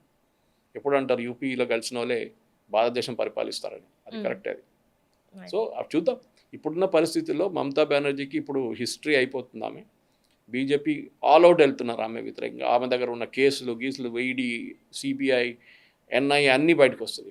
సిబిఐ అంటే సార్ ఇప్పుడు అభిషేక్ బెనర్జీ పైన సిబిఐ సమన్లు, ఫేక్ సిగ్నేచర్ విచారణలు ఇవన్నీ చూసుకున్నట్టయితే పార్టీకి ప్లస్ మైనస్, అంటే మీరు ఏమో పార్టీయే ఉండదు అంటున్నారు, మరి ఇవన్నీ ఈ పరిణామాలన్నీ ప్లస్ అవుతాయా మైనస్ అవుతాయా? అభిషేక్ బెనర్జీకి కల్కటాలో 18 ప్రాపర్టీస్ ఉన్నాయి ఆయన పేరు మీద. 18 ప్రాపర్టీస్. ఆయనకు ఉద్యోగం లేదు, ఏం లేదు, ఎంపీ అంతే. ఎక్కడి నుంచి వచ్చిందంటే 18 ప్రాపర్టీలు, అది కూడా ఆయన పేరు మీద, బేనామీ కూడా కాదు. ఇప్పుడు వాళ్ళు డీటెయిల్స్ అడిగారు దాన్ని. ఓకే, అది కాకుండా మీకు తెలుసు ఆయన మీద చాలా మొన్న జరిగిన వీళ్ళు గవర్నర్కి ఒక లెటర్ ఇచ్చారు, మేము ఈ పార్టీలో మేము వీళ్ళని ఎన్నుకున్నామని చెప్పేసి ఒక లిస్ట్ ఇచ్చారు. ఎమ్మెల్యేలు కలిసి ఈయన ఈ మనిషిని మేము పార్టీ లీడర్గా ఆపోజిషన్ లీడర్ పెట్టుకున్నాం. దాంట్లో గవర్నర్ దగ్గర చాలామంది ఎమ్మెల్యేలు చెప్పారు మేము సంతకమే పెట్టలేదు, మా సంతకం కాదని చెప్పేసి. దానికోసం ఆయన మీద కేసు వేసాడు. ఎందుకంటే అభిషేక్ బెనర్జీ పంపించిన లిస్ట్ అది.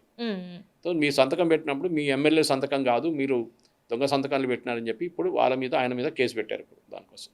ఇప్పుడు ఇవైతే విచారణలు అంటే ఇతను ఒకడే కాదు, పార్టీలు ఇంకా అనేక మంది మీద విచారణలు జరుగుతున్నాయి. సో ఇవన్నీ పార్టీని దెబ్బతీయడమే కాకుండా ఆర్థికంగా కూడా పార్టీని వెనక్కి నెట్టే అవకాశాలు ఉన్నాయంటారు సార్ మరి? ఇది పాలిటిక్స్లో ఎప్పుడు నడుస్తుందండి. ఇక్కడ బీఆర్ఎస్ వాళ్ళు పోయిన తర్వాత కాంగ్రెస్ వాళ్ళు కేసు వేయలేదా? కేసీఆర్ మీద, హరీష్ రావు మీద వేయలేదా? కేటీఆర్ మీద వేయలేదా? అందరి మీద చేస్తారు. అది వాళ్ళకి దొరికిన ఛాన్స్. రేపు మళ్ళీ బీఆర్ఎస్ అదే పని చేస్తారు వాళ్ళు.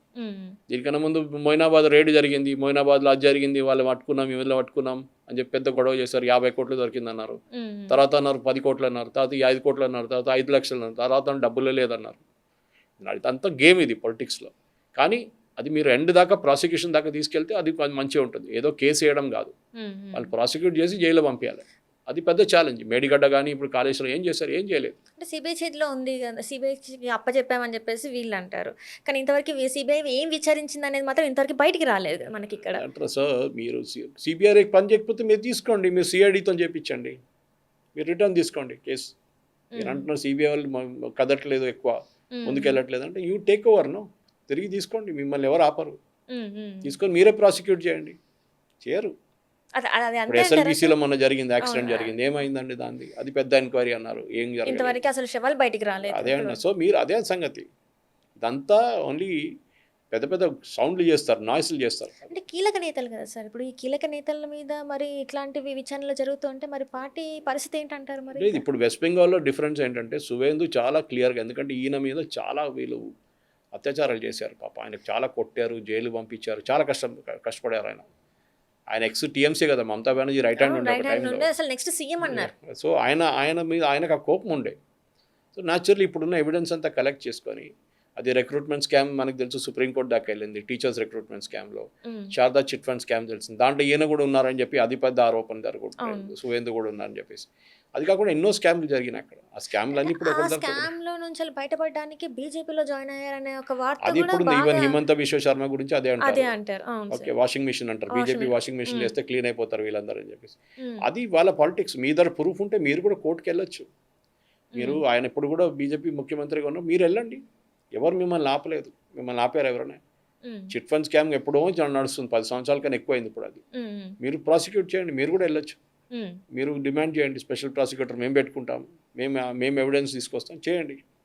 అది చేయకుండా ఆరోపణ చేస్తే ఇప్పుడు ఏ రాజా లాంటి వాళ్ళు బయట తిరుగుతున్నారు, పెద్ద పెద్ద మేధావులు తిరుగుతున్నారు బయట, కరప్షన్ చేస్తున్నారు అందరూ. అంటే ఇక్కడ చూసుకున్నట్టయితే సార్, మెజారిటీగా చూసుకున్నట్టయితే మహిళలు, ఇక్కడ చూసుకున్నట్టయితే మైనార్టీలు, మహిళలు వీళ్ళందరూ మమతా బెనర్జీకి సపోర్ట్ చేసిన వాళ్ళు ఇప్పుడు మళ్ళీ ఆ సపోర్ట్ దొరికే అవకాశం ఉందంటారా? సపోర్ట్ అనేది మిమ్మల్ని ఎందుకు సపోర్ట్ చేస్తారు? మీరు వాళ్ళకి ఏమైనా చేస్తే సపోర్ట్ చేస్తారు. అది మీరు అన్నపూర్ణ స్కీమ్ ఉండొచ్చు వాళ్ళది, చూస్తారు మహిళల కోసం డబ్బులు ఇచ్చేది. అది కాకుండా చాలా మటుకు వాళ్ళకి కావాలని ఇన్సూరెన్స్, మెడికల్ ఇన్సూరెన్స్, అది చాలా ఉండే. కానీ మీద డెలివర్ చేయలేకపోతే, అది ఇవ్వకపోతే దా ప్రాబ్లం వస్తుంది. ఇప్పుడు అంటున్నారు చూడండి, ఇప్పుడు ఈ అన్నపూర్ణ స్కీమ్లో చాలా మంది ఫేక్ ఉన్నారంట ఆల్రెడీ, అంటే చనిపోయిన వాళ్ళు కూడా డబ్బులు తీసుకున్నారంట. అది ఉన్నారు. ఈవెన్ దాంట్లో చాలా మంది బంగ్లాదేశ్ నుంచి వచ్చిన వాళ్ళు కూడా ఉన్నారంట, వాళ్ళు కూడా లేరు ఇక్కడ. అట్లాంటి ఇప్పుడు డేటా క్లీనప్ చేస్తున్నారు, టైం పడుతుంది. కానీ స్కీమ్స్లో, మహిళలకి ఇచ్చే స్కీమ్స్లో మీరు కరెక్ట్గా ఇస్తే మీకు ప్రాబ్లం ఉండదు. ఓకే, అది బీహార్లో చేశారు, మహారాష్ట్రలో చేశారు, మధ్యప్రదేశ్లో చేశారు, అన్నీ చేశారు. ఓకే, ఇక మహారాష్ట్రలో చూసారు మీరు, దేవేంద్ర ఫడ్నవీస్ గారు ఇంట్రడ్యూస్ చేశారు, అక్కడేమో శివరాజ్ సింగ్ చౌహాన్ గారు ఇంట్రడ్యూస్ చేస్తారు లడ్కీ బెహన్ చెప్పి. అట్లాంటి చాలా స్కీమ్లు ఉన్నాయి. మమతా బెనర్జీ టైప్లో అప్పుడు ఆమె చేసింది చేయలేదని కాదు, కానీ వాళ్ళు అప్పుడు చేసిన కరప్షన్ చూసి విసుకొచ్చేసింది అందరికీ. ఈ కరప్షన్ వల్ల ఇంత వ్యతిరేకత వచ్చిందంటే అంతే, 15 ఏళ్ల పాటు పరిపాలించిన మమతా బెనర్జీ ఈ రోజు ఇంత వ్యతిరేకత కూడగొట్టిందంటే just because of this corruption. అంటే మీరు ఇందాక చెప్పినట్టు ప్రతి దాని మీద 20 రూపాయలు ఎక్స్ట్రా ఏదైతే కలెక్ట్ చేశారో కట్ మనీ అనేది కాన్సెప్ట్ కామన్. అక్కడ కట్ మనీ ఇవ్వడం అనేది చాలా కామన్ అయిపోయింది. స్ట్రేట్ అవే అడుగుతారు కట్ మనీ ఇచ్చారా లేదా, మీకు ఎంత చెక్ ఇవ్వాలి, 10,000దా గవర్నమెంట్, అచ్చా 10,000 1,000 నాకు ఇచ్చేసే, స్ట్రేట్ అవే అంతే, లేకుంటే చెక్ రాదు మీకు. అంతే వాళ్ళంతే. సో ఆ కోపం వీళ్ళ బయటకు వచ్చింది ఈసారి అంతే. అంటే ఇదంతా ఓన్లీ సోషల్ మీడియాలోనే కనిపిస్తుంది, గ్రౌండ్ లెవెల్లో కూడా ఇంత మీరు వ్యతిరేకత చూస్తున్నారు కదా సోషల్ మీడియా, అందుకు రోడ్ల మీద వేసి కొట్టి పంపిస్తున్నారు. అభిషేక్ బెనర్జీ సోషల్ మీడియాలో కాదు కదా, మొత్తం నేషనల్ టెలివిజన్లో వచ్చేసారు. ఎవరు ఆలోచించండి, నిన్న దాకా నేను చెప్పాను చూడండి, ఇంత పవర్ఫుల్ ఉన్న మనిషిది బట్టలు జింపి రోడ్డు మీద వేసి కొట్టి, గుడ్లతో కొట్టి, చెప్పలతో కొట్టారు. దీనికన్నా పెద్ద ఇన్సల్ట్ ఏం అక్కర్లేదు, జైలు కూడా వెళ్ళక్కర్లేదు. మీరు ఆ వీడియోస్ చూపిస్తే చాలు, ఏడుస్తున్నాడు రోడ్డు మీద కొడుతున్నప్పుడు, ఆలోచించండి. రైట్. అంటే ఇక్కడ బీజేపీకి సిపిఎం అయినా ఓకే, కానీ మమతా బెనర్జీ అంటే టీఎంసీ అవసరం లేదు ఇంకా అన్నట్టుగా చూస్తున్నట్టు అని వార్తలు వస్తున్నాయి. అది కరెక్టే అంటారా సార్? అంటే నెక్స్ట్గా సిపిఎంఏ ఉంటుంది అని చెప్పేసి. బీజేపీకి రీజనల్ పార్టీస్ని ఫినిష్ చేయడంలో ఒక సాటిస్ఫాక్షన్ ఉంది. వాళ్ళు జేడిఎస్ని ఫినిష్ చేశారు, శివసేనని ఫినిష్ చేశారు, జేడీయూని ఫినిష్ చేశారు. ఇట్లాంటి ప్రతి స్టేట్లో వాళ్ళు నెక్స్ట్ తమిళనాడులో ట్రై చేస్తున్నారు. దాని తర్వాత వాళ్ళు కర్ణాటకలో ట్రై చేస్తారు, కర్ణాటకలో ఆల్రెడీ చేసేసారు. ఇట్లాంటి రీజనల్ పార్టీస్ ఇన్ఫ్లుయెన్స్ తగ్గిపోతుంది. ఇప్పుడు చూడండి, భారతదేశంలో రీజనల్ పార్టీస్ ఎన్ని స్టేట్లు పరిపాలిస్తున్నారు? ఒక తమిళనాడులో ఒకటే, డౌన్ సౌత్. ఓకే, తెలంగాణలో లేరు, ఆంధ్రాలో టీడీపీ అని చెప్పొచ్చు మీరు. అటువైపు జార్ఖండ్ ముక్తి మోర్చా ఒకటే అయిపోయింది. మమతా బెనర్జీ ఉండే ఆమె పోయింది. జమ్మూ కాశ్మీర్లో నేషనల్ కాన్ఫరెన్స్ ఉంది, ఆయన బీజేపీ పక్కన మాట్లాడుతారు. సో రీజనల్ పార్టీ ఇన్ఫ్లుయెన్స్ అంతా పోయింది. ఇప్పుడు ఒక ఆమ్ ఆద్మీ పార్టీ ఉండే ముందు ఢిల్లీలో, పంజాబ్, ఇప్పుడు వాళ్ళు పంజాబ్లోనే ఉన్నారు, అక్కడ కూడా బీజేపీ ఇప్పుడు టార్గెట్ వేస్తున్నారు. సో రీజనల్ పార్టీస్ని మొత్తం తీసేసి ఒక presidential style of election, BJP versus Congress try చేస్తున్నారు వీళ్ళు. అది బీజేపీ స్ట్రాటజీ అది చాలా మటుకు, ఎందుకంటే కాంగ్రెస్ చాలా వీక్ ఉంది, బీజేపీ గెలవడానికి ఛాన్స్ ఎక్కువ ఉంది. రీజనల్ పార్టీస్ వచ్చినప్పుడు ప్రాబ్లం ఉంటుంది. ఇప్పుడు ద్రవిడియన్ మెంటాలిటీ ఉన్న తమిళనాడులో ఇప్పుడు ద్రవిడియన్ పార్టీలో గెలుస్తుండే, కానీ first time non Dravidian party culture విజయ్ది. అది చాలా పెద్ద మార్పు, అది మనం అర్థం చేసుకుంటే కానీ చాలా పెద్ద చేంజ్ జరిగింది తమిళనాడులో. నాన్ ద్రవిడియన్ పార్టీ కల్చర్, ఆ ద్రవిడియన్ కల్చర్ పోయింది. మొన్న దాకా ద్రవిడియన్, తమిళ్ అది ఇది అని చెప్పిన మనుషులు ఇప్పుడు దాని గురించి మాట్లాడలేదు. స్టాలిన్ కూడా తెలిసిపోయింది దట్ ఓడిపోవడానికి కారణం ఇది, ఈ ద్రవిడియన్ మెంటాలిటీ పెట్టుకున్నారు వాళ్ళు చాలా మటుకు. అది మార్పలేదు. విజయ్ మార్చేశాడు, విజయ్ యంగ్స్టర్స్ని వెళ్ళాడు, యంగ్స్టర్స్ని అట్రాక్ట్ చేశారు, వాళ్ళు ఓటేశారు, అంతే అయిపోయింది. ఇప్పుడున్న పరిస్థితులలో బెనర్జీ కాంగ్రెస్తో కలిసి మళ్ళీ ఎలక్షన్స్కి వెళ్ళే అవకాశం ఉందంటారా? ఇట్లా అంటారు. కాంగ్రెస్ 2% ఓట్లే ఉన్నాయి అక్కడ, ఏం చేసుకుంటారు? మీకు 10-15% ఉంటే మిమ్మల్ని తీసుకోవచ్చు. 2% ఓటు పెట్టుకుని ఆమె కాంగ్రెస్ నుంచి వచ్చింది కదా. అవును సార్, కాంగ్రెస్ నుంచి శరద్ పవార్ కాంగ్రెస్ నుంచి వచ్చారు. వీళ్ళందరూ కాంగ్రెస్ నుంచి బయటకు వచ్చి కాంగ్రెస్ పనికిరాని పార్టీ అని చెప్పిన వాళ్ళు మళ్ళీ కాంగ్రెస్కి వెళ్తారా? ఇప్పుడు అదే అర్థం కాదు. అండ్ మమతా బెనర్జీ ఎందుకు వెళ్తుంది కాంగ్రెస్ దగ్గర? ఏముందని వాళ్ళ దగ్గర? 10% ఓట్లు బెంగాల్లో ఉంటే ఆమె తీసుకుంటుంటాయి, 10% కూడా లేదు, 2% ఓట్లు ఉన్నాయి. ఏం చేసుకుంటారు? ఒక్క సీటు కలిచారు. దీనివల్ల ఆమెకి ఏమన్నా కింద ఒక 1% అయినా పాజిటివ్ జరిగే అవకాశం? ఆమె India alliance part, she the part of India alliance. So ఆమె అదే అంటుంది, ఇండియా అలయన్స్లో ఇప్పుడు రాహుల్ గాంధీకి నిన్న ఫోన్ చేయడం ఎందుకు? మా నెవ్యూని కొట్టాడు చూడండి, ఆడు హాస్పిటల్లో వాడు ఉన్నాడు, ఎవడు వాడిని చూసుకుంటాడు, హైదరాబాద్ తీసుకురా అన్నాడు ఆయన. ఇది వాళ్ళ నడిమిట్లోకి అడ్జస్ట్మెంట్ అనమాట. కానీ మమతా బెనర్జీకి కాంగ్రెస్తోని వెస్ట్ బెంగాల్లో పోయి ఏం చేయలేరు, ఆమె వేస్ట్. కానీ నేషనల్ లెవెల్లో రాహుల్ గాంధీతో కూర్చొని మాట్లాడడం అంతా ఒక సీన్ ఉంటుంది, అది అంతే. ఇప్పుడు చూసుకున్నట్టయితే ఇక్కడ క్యాబినెట్ విస్తరణ ఇది ఏదైతే జరిగిందో ఇది ఎట్లాంటి సంకేతం అంటారు సార్? మరి వెస్ట్ బెంగాల్ అది నార్త్ బెంగాల్కి ఈసారి చాలా మటుకు ప్రామినెన్స్ ఇచ్చారు. అంటే సిలిగుడి, డార్జిలింగ్, న్యూ అలీపూర్ ద్వారా ఆ ఏరియా బీజేపీ స్ట్రాంగ్ ఏరియా ఉండే ముందే. కానీ అక్కడ ఎప్పుడు మినిస్టర్లు అక్కడి నుంచి రాలేదు, ఎందుకంటే మమతా బెనర్జీ పరిపాలించినప్పుడు అక్కడ ఎమ్మెల్యేలు గెలవలేదేమో. సో ఆమె రిప్రజెంటేషన్ ఇవ్వలేదు. అది ఒక గూర్ఖా ఏరియా, అది గోర్ఖాలాండ్ ఏరియా అది. సో వాళ్ళకి చాలా ప్రామినెన్స్ ఇచ్చారు ఈసారి. ఎందుకంటే లేకుంటే వీళ్ళందరూ మోస్ట్లీ సౌత్ బెంగాల్ నుంచి వస్తారు మినిస్టర్లు అందరూ. ఈసారి నార్త్ బెంగాల్ నుంచి కూడా 9 మంది మంత్రిని తీసుకున్నారు. అది మేజర్ చేంజ్ అని. అంటే కొత్త పవర్ అన్నట్టు చెప్పొచ్చా సార్? కొత్త పవర్ జనరేట్ చేయడానికి అది కాదు, పవర్ అని కాదు. మీరు రిప్రజెంటేషన్ ఇవ్వాల్సి వస్తుంది. క్యాబినెట్లో మహిళలు ఎంతమంది, ఎస్సీలు ఎంతమంది, ఎస్టీలు ఎంతమంది, ఓబీసీలు ఎంతమంది, బ్రాహ్మిన్స్ ఎంతమంది, ఇట్లాంటి డివిజన్ మీరు చేసుకోవాల్సి వస్తుంది. ఇప్పుడు మటువా కమ్యూనిటీ ఎంతమంది, ఇట్లాంటి ఉంటుంది డివిజన్స్. అది బ్యాలెన్స్ చేసుకోవాలి. మన దగ్గర కూడా అంతే కదా, కాపు ఎంతమంది, కమ్మ ఎంతమంది, రెడ్డిలు ఎంతమంది, ఇట్లా చేస్తారు మన దగ్గర కూడా. అది సేమ్ అక్కడ కూడా బ్యాలెన్స్ అవుట్ చేస్తారు వాళ్ళు. మహిళలకి ఇవ్వాల్సి వస్తుంది, ఉప ముఖ్యమంత్రి మహిళ, అట్లా వాళ్ళు చేస్తున్నారు అనమాట. దాంట్లో బీజేపీ చాలా క్లియర్గా వాళ్ళకి ఎవరు ఓటేశారో వాళ్ళకి డెఫినెట్ రిప్రజెంటేషన్ ఇచ్చారు. నార్త్ బెంగాల్లో ఈసారి రిప్రజెంటేషన్ బాగుంది, దీనికన్నా ముందు లేకుండే. అంటే ఇప్పుడు మమతా బెనర్జీ గారు తర్వాత తరం నాయకత్వానికి ఏమన్నా సిద్ధం చేస్తున్నారంటారా? ఎందుకంటే ఇప్పుడు చూసుకున్నట్టయితే అసలు ఎవరైతే అనుకున్నారో ప్రజలు ఎంత వ్యతిరేకిస్తున్నారో మనం చూస్తున్నాం. మరి నెక్స్ట్ ఎవరు అనేది ఏంటంటారు అసలు? ఏం లేదు, ఆమెకి అయిపోయింది, చాప్టర్ ఫినిష్.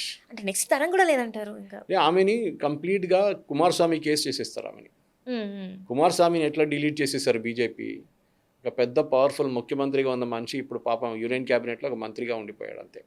మమతా బెనర్జీ సంగతి అదే జరుగుతుంది. ఎందుకంటే ఈమె వాజ్పేయి క్యాబినెట్లో ఉండే, బీజేపీతో ముందు చేయి కలపలేదని కాదు, రైల్వే మంత్రి ఉండే, అట్లాంటి మంచి కదా. సో బీజేపీ వ్యతిరేకత ఎందుకు వచ్చిందంటే ఆమెకు చాలా క్లియర్గా తెలిసిపోయింది. వెస్ట్ బెంగాల్లో సిపిఎం లేరు, కాంగ్రెస్ లేరు లాస్ట్ 10-15 సంవత్సరాల నుంచి. So main opposition BJP. So BJP పైకి రాకూడదు, దానికోసం ఉన్న ఎఫర్ట్ అంతా ఆమె చేసింది. సో దానికోసం ముస్లిమ్స్ ఓట్లు తీసుకుంది. ఎందుకంటే ఆ ఓట్లు బీజేపీకి వెళ్ళదు, అది యూజువలీ కాంగ్రెస్కి వెళ్తుంది ఆ ఓట్లని. దానికి ముందు సిపిఎంకి వెళ్తుండే. సో ఆ ఓట్లని నేను తీసుకోవాలని చెప్పి ఆమె చాలా ప్రయత్నం చేస్తుంది. ఈ బంగ్లాదేశీ ఓటర్లను మిగతా వాళ్ళని చేసి వాళ్ళ ముస్లిం కమ్యూనిటీ నుంచి వాళ్ళకి సీట్లు ఇచ్చి వాళ్ళకి ఇమాంలకి డబ్బులు ఇచ్చి ఇదంతా చేస్తుంది ఆమె. కానీ లాస్ట్లో బ్యాక్ ఫైర్ అయింది. మొత్తం హిందూ కమ్యూనిటీ మొత్తం కన్సాలిడేట్గా ఆమె వ్యతిరేకంగా ఓటేశారు.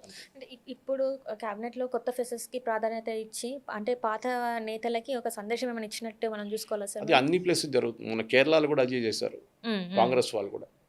వాళ్ళు సర్టన్ ఏజ్ గ్రూప్ నుంచి ఉన్న వాళ్ళని తీసుకోలేదు. వాళ్ళు ఇప్పుడు కొత్త యంగ్ జనరేషన్కి ఛాన్స్ ఇస్తున్నారు. మీరు ఆల్రెడీ మంత్రిగా ఉన్నారు దీనికన్నా ముందు.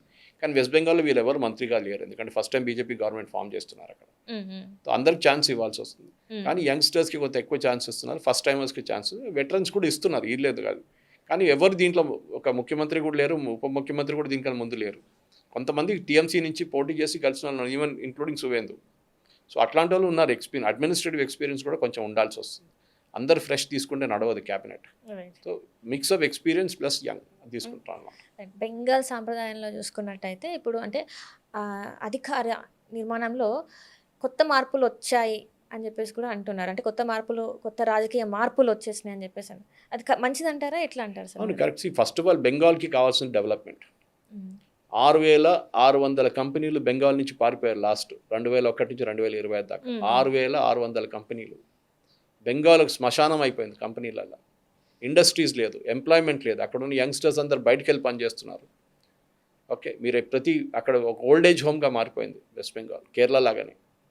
అందరు యంగ్స్టర్స్ వెళ్ళిపోతున్నారు, ఇంట్లో ముసలిళ్ళు ఉంటున్నారు, అంతే అమ్మ నాన్న ఉంటున్నారు. అది మార్చాలంటే ఇండస్ట్రీని తీసుకురావాలి మళ్ళీ, అంత ఈజీ కాదు. ఎందుకంటే ఈ లాస్ట్ 50 సంవత్సరాల నుంచి యాంటీ ఇండస్ట్రీ యాటిట్యూడ్ పెట్టుకొని, ట్రేడ్ యూనియన్లు పెట్టుకొని, బందులు చేసి, హర్తాలు చేసి ఇండస్ట్రీ వాళ్ళు అసలు బెంగాల్కి రావట్లేదు, తిరిగి చూడట్లేదు. ఒక టైంలో బ్రిటిష్ టైంలో రాజధాని ఉండే కలకత్తా, మీకు గుర్తుంటుంది. ఈస్ట్ ఇండియా కంపెనీ టైంలో బ్రిటిష్ వాళ్ళు పరిపాలించే టైంలో రాజధాని ఉండే కలకత్తా. చాలా పెద్దగా ఇండస్ట్రియలైజేషన్ ఉండే అక్కడ. కానీ అదంతా పోయింది ఇప్పుడు కంప్లీట్గా. ఎస్పెషల్లీ కమ్యూనిస్ట్ వాళ్ళు, దానికన్నా కాంగ్రెస్ 60s నుంచే స్టార్ట్ అయింది ఆ ప్రాబ్లం. కానీ ఇప్పుడు మారిపోతుంది డెఫినెట్గా. సువేందు ఫస్ట్ వాళ్ళ మేనిఫెస్టోలో కూడా రాశారు, మేము కొత్త ఇండస్ట్రీలు తీసుకొస్తాం, దానికి కష్టపడి పనిచేస్తాం, యూనియన్ గవర్నమెంట్తో పనిచేస్తాం, డబుల్ ఇంజిన్ సర్కార్ ఉంది, చేస్తాం, చాలా క్లియర్గా చెప్పారు. చేయాల్సింది కూడా అది మెయిన్ అనమాట. రైట్ సరే, ఇప్పటికిప్పుడు వెస్ట్ బెంగాల్లో మళ్ళీ ఒకవేళ ఎలక్షన్స్ వస్తే మమతా బెనర్జీకి అధికారం ఇచ్చే ఛాన్స్ ఉందంటారా? లేదు, ఛాన్సే లేదు. ఎందుకంటే ఒకసారి మీరు పవర్ నుంచి తప్పిపోతే మళ్ళీ మీకు తిరిగి రావడం చాలా కష్టం. ఓకే, ఉన్న ఎక్సెప్షన్స్ ఉన్నాయి అట్లాంటిది. కానీ మమతా బెనర్జీ చేసిన అత్యాచారాలు, ఆమె ఫేక్ ఓటర్ లిస్ట్ తయారు చేసింది, దాంతోనే ఆమె ఎలక్షన్ ఓడిపోయింది. ఇంకేం లేదు. ఆ ఫేక్ ఓటర్ లిస్ట్ 1 కోటి మందిని తీసేసారు చూడండి, వాళ్ళు ఆమె క్రూషియల్ ఓట్ బ్యాంక్ ఉండే.